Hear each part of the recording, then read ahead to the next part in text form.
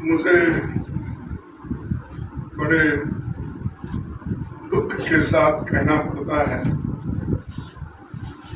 कि इस देश में अभी संविधान को संपूर्णता बीजेपी के ओर से स्वीकार किया नहीं गया और वो बार बार आरएसएस, बीजेपी एक तरफ, प्रधानमंत्री भी एक तरफ ये बात करते हैं कि संविधान कभी नहीं बदले, दूसरी तरफ वो ये कहते हैं, उनके लोगों से कहलाते हैं कि संविधान बदलने के लिए 2/3 मेजॉरिटी होना चाहिए, इसीलिए आप 2/3 मेजॉरिटी दो, हम संविधान बदलेंगे। ये कोई मामूली आदमी नहीं बोला, ये कोई फ्रिंज क्या बोलते फ्रिंज एलिमेंट नहीं है, ये तो बीजेपी के नेता है, एमपीज हैं, आरएसएस संगठन है, ये पहले से बोलते आए हैं। आज फिर उन्होंने दोहराया, कर्नाटक में दोहराया और दूसरे जगह भी वो दोहरा रहे हैं कि इसको संविधान को बदलना चाहिए, क्योंकि वो लोग हमेशा सोशल जस्टिस के खिलाफ है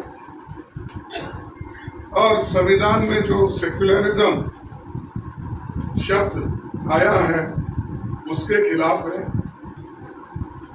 और खास करके बीजेपी और आरएसएस प्रमुख नेता जो हमारे क्या नाम, मोहन भागवत जी, ये तो रिजर्वेशन के खिलाफ है। वो हमेशा यही बात करते हैं, कभी मेरिट की बात करते हैं, कभी संविधान बदलने की बात करते हैं, कभी रिजर्वेशन निकालने की बात करते हैं। और कोई कहीं प्रश्न आया, कोई पूछे, नहीं अब तो नहीं संविधान बदलेंगे, अब आगे देखेंगे। तो ये जो मानसिकता है, मैं ये कहूँगा ये बड़ी एक बुरी मानसिकता है। इससे देश में हंगामा मचेगा अगर आप संविधान को बदलने की बात बार बार अगर करते रहेंगे। SC/ST का रिजर्वेशन संविधान में तो दिया गया है, अब क्या बदलना चाहते हैं?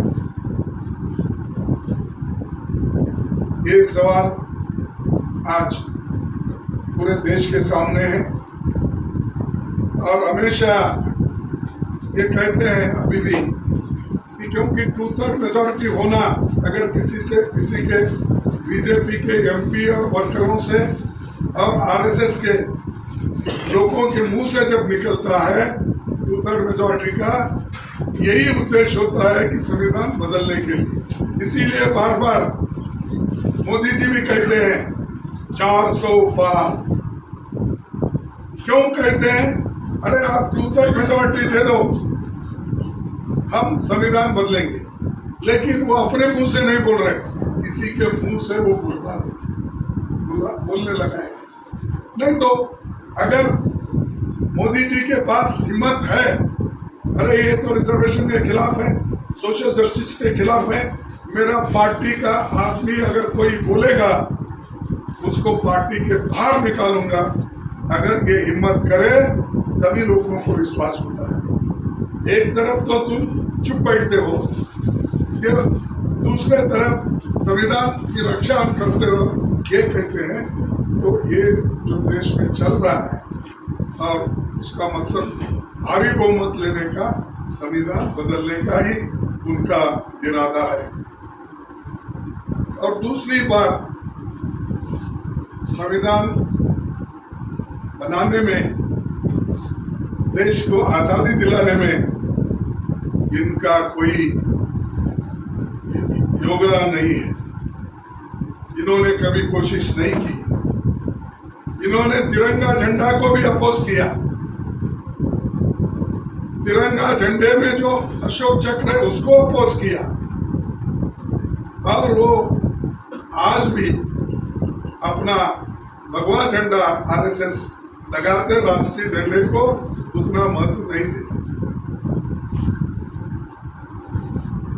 और मोदी जी हमेशा बाबा साहब अम्बेडकर की बात करते हैं, नमन करते हैं, सब करते हैं, लेकिन उनके उसूलों को वो नहीं मानते। अगर उसूलों को मानते तो उसको जिन जिन लोग ये बात कह रहे हैं, जो लोग, उन लोगों को पार्टी से निकालें, या उनके टिकट को बंद कर दें, या उनको बोल दो आइंदा अगर आपने ऐसा किया मैं आपको पार्टी के बाहर निकालूंगा, ये सहन नहीं करूंगा। ये खासकर गरीबों के लिए बना हुआ संविधान, सोशल जस्टिस, ये संविधान में है। और सोशल जस्टिस आप इसलिए नहीं चाहते कि मैं ये कहूंगा आप मनुवादी हैं। संविधान जो बना तब से लोगों को, गरीब लोगों को, चाहे वो किसी कम्युनिटी के हो, उनको जो आज़ादी मिली है, वोट की आज़ादी मिली है, महिलाओं को भी, नहीं तो किसी देश में महिलाओं को वोटिंग अधिकार इमीडिएटली मिला है। आप देखिए इतिहास निकालिए, अमेरिका हो, यूरोप हो, ऑस्ट्रेलिया हो, स्विट्जरलैंड हो, कहीं भी आप देखो, कहीं भी आज़ादी मिलने के बाद, इंडिपेंडेंट कंट्री होने के बाद किसी ने भी महिलाओं को वोटिंग का अधिकार नहीं दिया। ये एक ही संविधान है जो बाबा साहब अम्बेडकर ने, पंडित जवाहरलाल नेहरू जी ने और ये सभी लोगों ने मिलके जो तैयार किया, ये एक ही संविधान है। सभी महिलाओं को, गरीबों को, पिछड़े हुए लोगों को और जो वंचित लोग हैं उनको समान अडल्ट फ्रेंचाइज, सबको समान वोटिंग का अधिकार, ये भी नहीं मानते।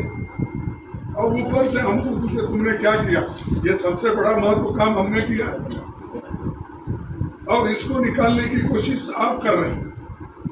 ये बड़ी, मैं तो कहूँगा मुझे तो शर्म आती है, लेकिन मुझे मालूम नहीं बीजेपी वाले या लोग संविधान को निकालने की बात करते, उनको आती या नहीं आती मुझे मालूम नहीं। कभी मौका मिले तो आप उनसे पूछ लेना चाहिए। इन्होंने तिरंगा का तो विरोध किया ही किया, आज भी वो हमेशा कांग्रेस पार्टी की आलोचना करते ही रहते, या तो कांग्रेस का, या तो हमारे नेताओं का, या हमारा, ये करते रहते। करने दो, आज़ादी है, हमने आज़ादी दी संविधान में, कोई भी बोल सकता है। हम तो ये आज़ादी दी है, आपको भी आज़ादी मिली है, लिखने की आज़ादी, पढ़ने की आज़ादी, बोलने की आज़ादी आपको भी मिली है। अगर ये बंद कर लेना, अगर आपकी इच्छा है, आप भी चुप बैठिए। अगर आप भी नहीं चाहते कि freedom of speech, freedom of expression, तो ठीक है, ये सब चल रहा है। उसके बाद वो माइनॉरिटी को भी नहीं चाहते, और जो बाबा साहब खुद ही संविधान लिखने के बाद भी उन्होंने इसको जलाया, इनके लोगों ने, और ये नहीं चाहिए हमको, उन्होंने कहा। तो छोड़िए, उसके बाद में भी लंबा यशस्वी कानून, यशस्वी कॉन्स्टिट्यूशन, उसको भी हम 70 साल के बाद या 75 साल के बाद अभी भी परीक्षा करना चाहते हैं, तो ये बड़ा दुर्दैव है। और मैं कहूँगा कि ये गरीबों को हकूक़ छीनने के लिए ये सारी इनकी कोशिश हो रही है। दूसरी चीज, संविधान के तहत जो संस्थाएं हैं, ऑटोनोमस बॉडीज है, उन ऑटोनोमस बॉडीज को भी इन्होंने एक एक करके खत्म कर दिया, चाहे सीएजी हो। अब सीएजी में जो रिपोर्ट आते हैं उसको भी उन्होंने स्वीकार नहीं कर लिया। हमने एक आंकड़ा निकाला है, सीएजी में स्टेट बीजेपी रूल्ड स्टेट में कितना घपला हो गया, सेंटर में कितना घपला हो गया, ये सब हमने आंकड़े जमाए हैं। तो सीएजी के रिपोर्ट में ही निकलता है कि 8,50,000 करोड़ आज घोटाला है इसमें, लेकिन वो कभी मानने को तैयार नहीं। सीएजी रिपोर्ट और किसी की होती तो अब तक उसको उनका 12 बजाते थे। आपके पास क्या बोलते, 12 बजाते। तो ये ऐसे लोग इनसेंसिटिव, थिकनेस है, ये क्या इसको बोलते हैं, स्किन को थिक स्किन है, मोटी चमड़ी, तो उनको कोई होता ही नहीं। और वो जो कहते हैं वही बात उसको पुनरावृत्ति करते 100 बार बोलते। तो ये एक तरफ, और दूसरी तरफ ये हम इलेक्शन कमीशन के सामने भी वीवीपैट का मुद्दा रखे हैं, लेकिन वो 100% होगी। जो वोट डालता है वो सब गिनेंगे, बस हमारा और दूसरा कुछ नहीं है। जो लोग वोट करते हैं, जो वीवीपैट आती है, तो 100% गिनो। क्या तकलीफ है आपको? उसके ऊपर भी उनका कोई उत्तर नहीं है। फिर पीएम साहब खुद नहीं कहते कुछ, दूसरों से कहता। ये बड़ा अजब है। अरे तुम कैसा, हमारे पास कहावत है, यहाँ तो मैं माफ करूँ, मैं ऐसी एग्जाम्पल देता हूँ। वो क्या करते हैं कि एक तरफ बच्चे को चिंता देते हैं, दूसरे तरफ फिर उसको थोप देते हैं कि अरे मत रो मत रो। ये नीति है उनकी। इधर बोलने का, अरे तुम बोलते जाओ, मैं समझाते जाता हूँ, यही करना। इसके बाद और एक प्रश्न है इलेक्ट्रल बॉन्ड। ये तो एसबीआई द्वारा 4.5 महीने मानने के बाद साफ हो गया कि मोदी सरकार अपने काले करतूतों को पर्दा डालने का कोशिश कर रही है। क्योंकि 4 महीने क्यों होना? आपके पास तो डाटा है, और डाटा का मास्टरी आपने किया है, और हर जगह बोलते हैं कि डाटा आने के बाद सब संख्या सभी मिल जाते हैं, और ये बहुत जल्दी ही मालूम हो जाता है हर चीज़। फिर निकालो ना भाई, 1-2 हज़ार लोग दिए होंगे बॉन्ड्स, उतने लोगों की लिस्ट नहीं मिलती आपको, तो क्यों छुपा रहे?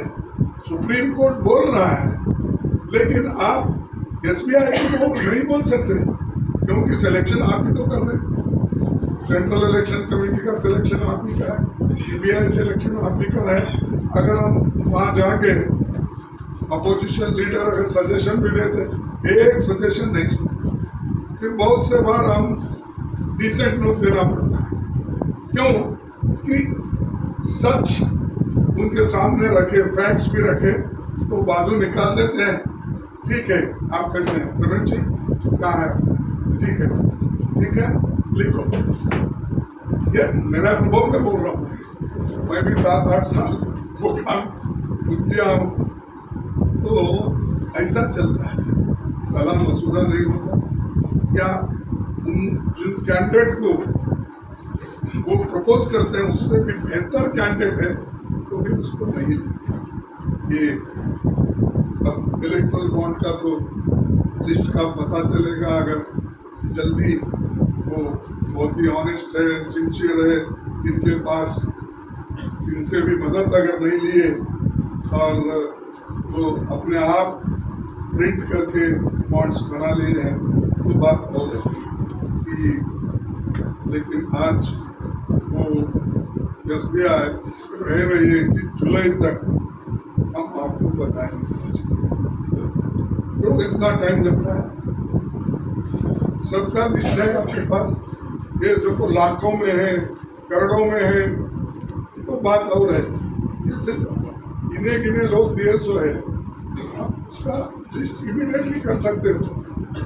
तो वो भी वो नहीं करना चाहते क्योंकि इलेक्शन तक छुपाना चाहते हैं, फिर इलेक्शन के बाद क्या होगा वो देखिए, उनका ये है। और मीडिया रिपोर्ट से ये तो अब उजागर हो गया कि ED, CBI, IT ये रेड डलवाकर किन किन के पास बॉन्ड लिए उनके नाम खुल जाएंगे। वो नहीं चाहते इसको उनके नाम खुलवाना, तो ये ओके और उन्होंने रिस्पॉन्सिबल है इसके लिए, वो खुद जवाबदेही है। और ये उनका अगर क्लियर मंशा है, साफ नियत अगर साफ है तो जरूर वो बदल सकते। लेकिन ट्रांसपेरेंसी की बात करते हैं, करप्शन की बात करते हैं। अरे भाई पहले तुम तो खुल के आओ, तुम तो बता दो। वो नहीं बताएंगे, भाषण करते करते कितना करेंगे। अब तो क्या है, हिंदी छोड़ दिए हो, तमिल, तेलुगु, कन्नड़ा, मराठी, गुजराती, आसामी, बंगाली सब भाषण क्या लोग कितने बेवकूफ है, नहीं समझते। अरे आपने देख देख कर बोल रहे, किसी का आवाज पीछे है, लोगों को मालूम नहीं होता वो प्रोनाउंसिएशन कैसा है, किसका है। तो ये चीजें ऐसे, मैं मेरे 53 साल में बहुत से प्राइम मिनिस्टर के भाषण सुना, कोई पीछे बोल रहा है और इन्हों कन्नड़ा में इन्हों बोल रहे हैं, तमिल में बोल रहे हैं, तेलुगु में बोल रहे हैं, मलयाली में बोल रहे हैं, एक भी नहीं छोड़ रहे भाषा। आर्टिफिशियल इंटेलिजेंस, अरे भैया आर्टिफिशियल कहीं उसकी कुंजी खो गई, आर्टिफिशियल और पूरा बंद हो जाता है। अगर बटन गलत दबाए खत्म होता है, तो इसीलिए ये चीजें होती हैं। खैर अंत में समाप्त करने से पहले आप मुझे और 2 मिनट देना चाहिए, मैं आपका लूंगा। इसलिए लूंगा कि 25 नवंबर 1949 में 26 जनवरी जो कॉन्स्टिट्यूशन स्पीच बाबा साहब अम्बेडकर ने दी थी, उसका मैं कोट करता हूँ कॉन्स्टिट्यूंट असेंबली का। फिर बाद में उन्होंने जो कहा, उन्होंने ये कहा कि 26 जनवरी 1950 को भारत एक स्वतंत्र राष्ट्र होगा। उसकी स्वतंत्रता का भविष्य क्या है? क्या वो अपनी स्वतंत्रता बनाए रखेगा या उसे फिर से खो देगा? ये बात नहीं है कि भारत कभी एक स्वतंत्र देश नहीं था। विचार बिंदु यह है कि जो स्वतंत्रता उसे उपलब्ध थी, उसने एक बार खो दिया था, क्या वो उसे दूसरी बार खो देना चाहता है? ये तथ्य मुझे व्यतीत करता है कि न केवल भारत ने पहले एक बार स्वतंत्रता खोई है, बल्कि अपने ही कुछ लोगों के विश्वासघात के कारण ऐसा हुआ है। ये भी कॉन्स्टिट्यूशन बदलने का ये भी एक विश्वासघात है, लोगों को तोड़ने का, लोगों को अलग करने का। क्या इतिहास स्वयं को दोहराएगा? चिंता और भी गहरी हो जाती है कि जाति व धर्म के रूप में अब हमारे पुराने शत्रुओं के अतिरिक्त धर्म के रूप में हमारे पुराने शत्रुओं के अतिरिक्त हमारे यहाँ विभिन्न और विरोधी विचारधाराओं वाले राजनीतिक दल होंगे, यानी संविधान के खिलाफ बोलने वाले भी होंगे।